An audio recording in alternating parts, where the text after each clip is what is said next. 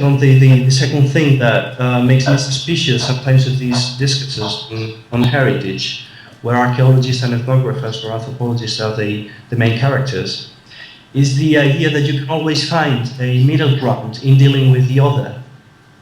And this is, for me, a reflection of the neoliberal emphasis on consensus.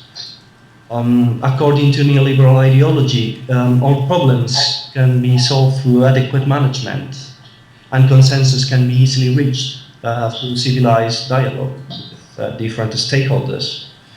And for the neoliberal mind, this is possible because there seems to be no extremists around. All stakeholders are reasonable people. There are no psychopaths, no neo-Nazis, there are no fundamentalists. So everybody's like your neighbor. I mean, if you have a normal neighbor. This is an idea that seems to have been internalized by archaeologists and heritage managers as well. So for them, the local community is always right. These little guys, these subalterns, they are always progressive, they are always have good ideas, they are always morally superior.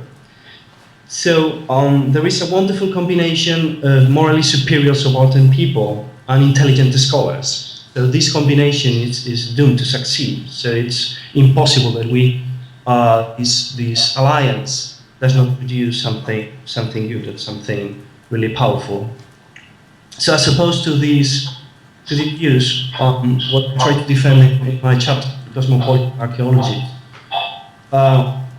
is that we have to accept the radical asymmetry and the radical alterity of our engagement with others. And when I'm talking about others, I'm not referring just to people in South America or Africa, but to people in our own countries. In my case, in Spain, which it's perhaps closer to Africa than we really are willing to accept. But I mean, this accepting of radical alterity is something that has to be taken into account also in dealing with local communities in the United States or any European country. And this acceptance of alterity and asymmetry includes accepting conflict and includes accepting tensions. So this means that sometimes there is no middle ground that can be reached because our viewpoints are too different. And it means also that we have to accept that the local communities can be wrong. So what I think is that we have to do a public archaeology, not a populist archaeology.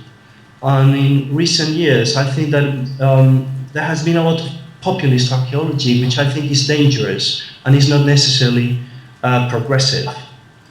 So finally, I think that we have to accept that as much as we strive to bring good to the local communities, sometimes we cannot, we simply cannot. There is nothing we can do for some people. I mean, this is the impression that I had when I was working in Brazil with the Indians, with a group of hunter-gatherers that were living in a rainforest that was being progressively destroyed by illegal loggers. And my impression was that the only way these people could be saved, their lifestyle and their very physical integrity, was by changing the global order. And I'm not able to do that, and we are not able to do that. It's too complex. I mean, we can do something in this direction, but it's not a.